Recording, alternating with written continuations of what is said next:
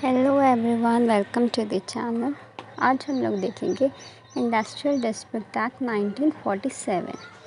So it regulates the Indian labour laws so far as that concerns trade unions as well as individual workman employed in any industry. So जो भी trade unions के लिए होता है उसके concern में Indian labour act कुछ rules laws बताते हैं, वो हम इस एक्ट के अंदर पढ़ते हैं।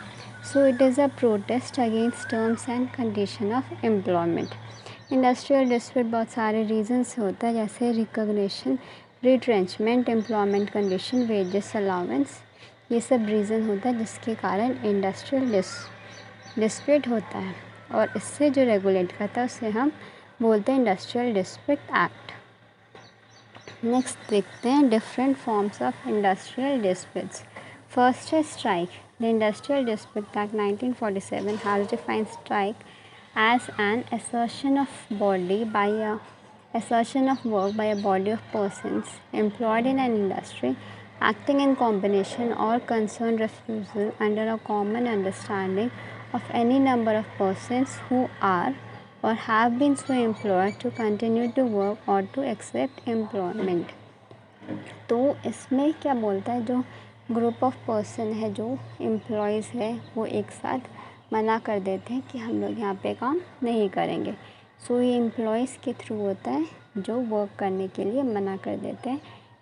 कुछ रीज़न्स होता है कि वो चाहे वेजेस रिलेटेड हो, चाहे वर्किंग आवर्स हो, जो भी कंसर्न हो उसके लिए वो स्ट्राइक करते हैं। नेक्स्ट हम देखते हैं lockout. Lockout is the counter part of strike. लोग स्ट्राइक करते हैं कुछ नीड उनका फुलफ़िल नहीं हो रहा उसको मांगने के लिए।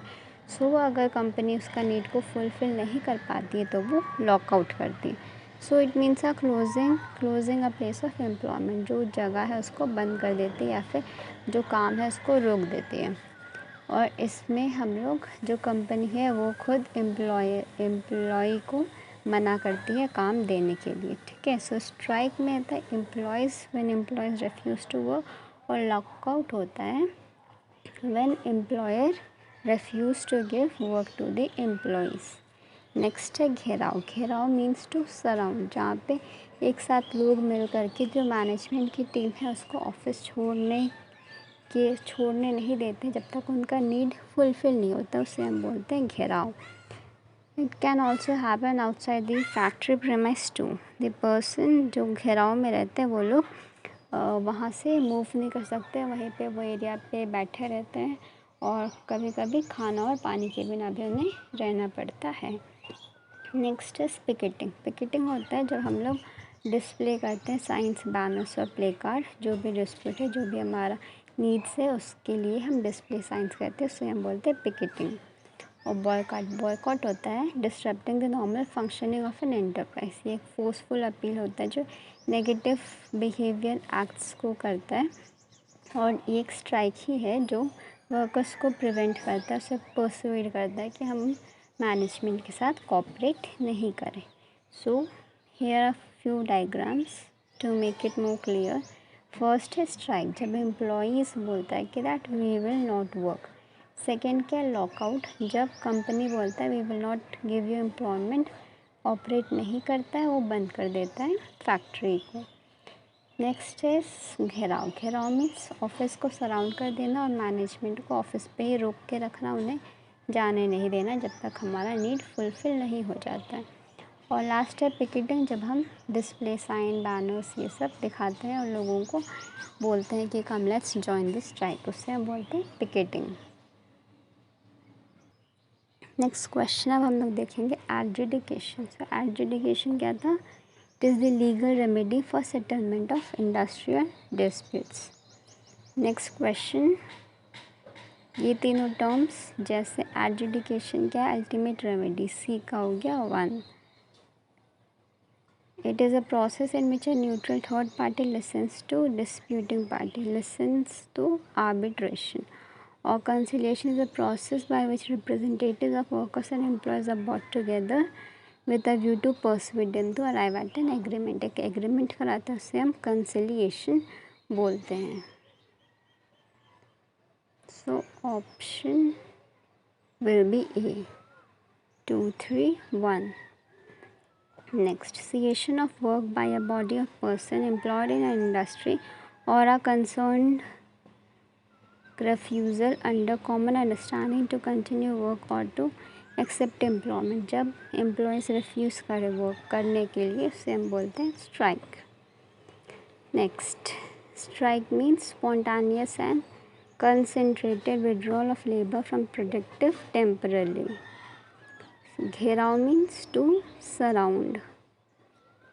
Lockout counterpart of strike है, so option D. And picketing होता है boycott, restricting the normal functioning of enterprise. Next अब हम लोग देखते हैं कॉन्फ्लिक्ट्स जो होता है उसको हम लोग सॉल्व कैसे करेंगे। So conflict resolution techniques, so basically 5 techniques होते हैं। फर्स्ट है प्रॉब्लम सॉल्विंग या कोलैबोरेशन या कन्फ्रंटेशन। सो इसमें बहुत सारे लोग एक साथ मिल कर के with open mind problem solve करते हैं। They focus on resolving and finding of the best alternative solution for the team. This leads to win win kind of outcome. ठीक है, तो यहाँ पे बहुत सारे लोग मिल कर के जो बेस्ट ऑल्टरनेटिव है उस पर आते हैं और ये विन विन है क्योंकि ये सबके लिए होता है, ये बेटर फॉर द ऑर्गेनाइजेशन, इसलिए हम इसे विन विन आउटकम बोलते हैं। नेक्स्ट है कॉम्प्रोमाइज़। कॉम्प्रोमाइज़ मतलब एज ए नेम सजेस्ट कि कोई कॉम्प्रोमाइज़ कर रहा है। So sometimes the conflict there is a need to think for a middle path.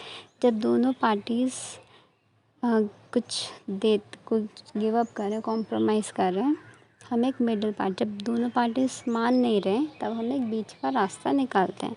सो जो बीच का रास्ता निकालते हैं तो दोनों पार्टी को कॉम्प्रोमाइज़ करना पड़ता है, दोनों पार्टी लूज़ कर रही है। सो जो बीच का रास्ता निकालते हैं उससे हम बोलते हैं कॉम्प्रोमाइज़ करना।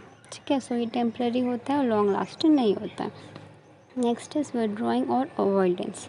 यहाँ पे एक पार्टी विड्रॉ कर लेता है और एग्री करता है दूसरे पार्टी के साथ। क्यों करता है? क्योंकि वो अवॉइड करता है कॉन्फ्लिक्ट को, और ये कूलिंग ऑफ पीरियड बोलते हैं कि लोग जो फर्स्ट पार्टी हो, जो एग्री नहीं कर रहा है, जो डोमिनेटिंग होगा, वो उसको टाइम देता है कि मीनिंगफुल डिसीजन हम लोग वापस से ले सकें। तो एक पार्टी जब विड्रॉ कर लेता है, कुछ डिसीजन नहीं देता है और दूसरे पार्टी के साथ एग्री हो जाता है, उससे हम विड्रॉ या फिर अवॉइडिंग बोलते हैं। नेक्स्ट है फोर्सिंग या कॉम्पिटिटिंग। इसमें 2 पार्टीज़ होता है। एक जो पावरफुल पार्टी होता है without consent of the other party वो अपना डिसीजन दे देता है। जो पावर में है वो उसका विन हो गया, जो पावर में नहीं है वो लूज़ हो गया, तो ये विन लूज़ कंडीशन है।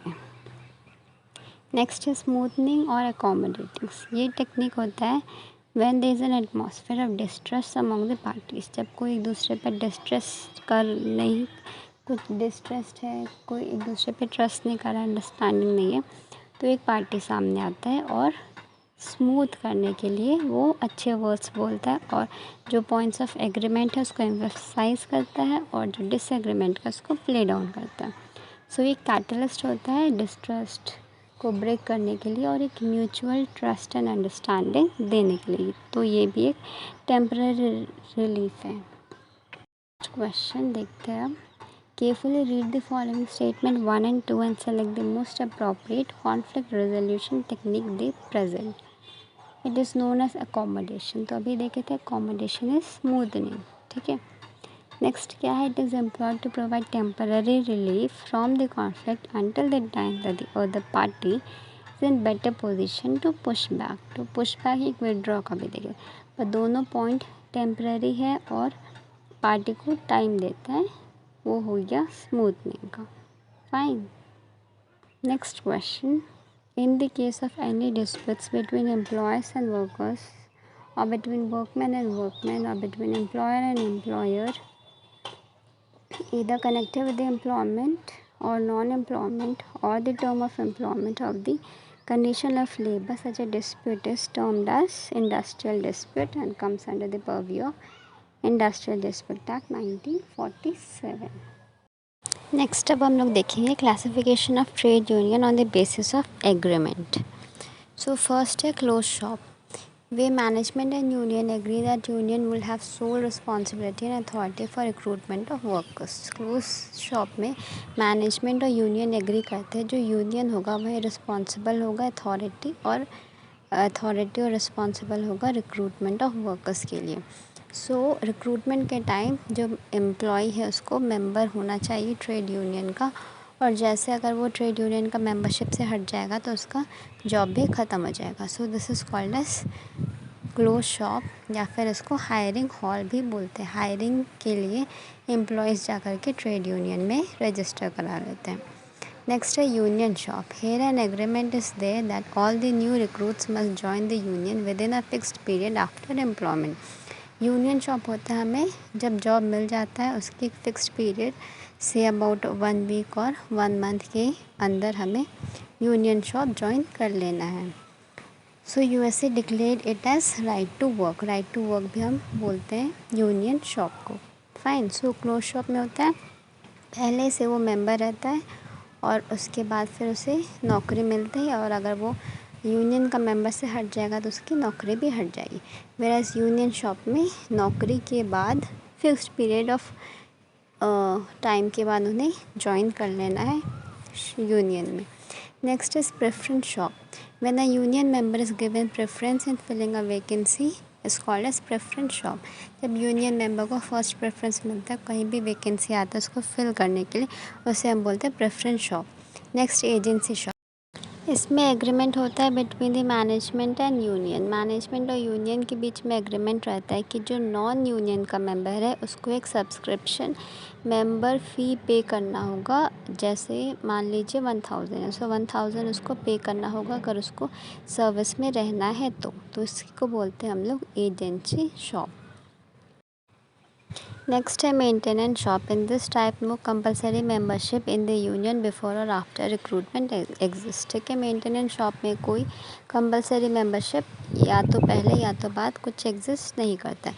बट अगर एम्प्लॉई को मेंबरशिप में रहना है रिक्रूटमेंट के बाद, then his membership remains compulsory right throughout his tenure of employment. अगर एक बार एम्प्लॉय सोच लिया कि इसको मेंबरशिप ज्वाइन करना है तो वो फिर उसे पीछे नहीं हट सकता, वो फिर कंपलसरी हो जाता है जब तक वो एम्प्लॉयमेंट में है तब तक। And last is open shop. Membership in a union is no way compulsory और ऑब्लिगेटरी। ओपन शॉप होता है कि मेंबरशिप रहे चाहे नहीं रहे, ये कोई कंपलसरी या ऑब्लिगेशन नहीं है। So in such organization there is no union at all. It is least desirable form of union.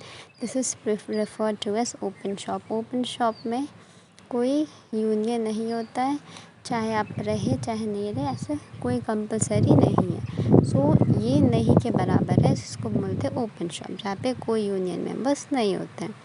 Now let's move on to question. Dash is an agreement with the union that a worker must be the member of the union at the time of recruitment and that employment is terminated as soon as the workman ceases to be the member of the union. तो देखे थे जब recruitment के time वो member है और अगर वो छोड़ दे रहा है यूनियन तो उसका जॉब भी चला जा रहा है। ये था फर्स्ट वाले में क्लोज्ड शॉप।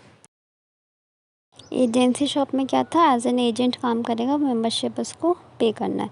और यूनियन शॉप में था जॉब मिलने के बाद उसको यूनियन का मेंबर बनना है। सो इसका आंसर होगा C, close shop. That's all for today. Thank you. Have a nice day.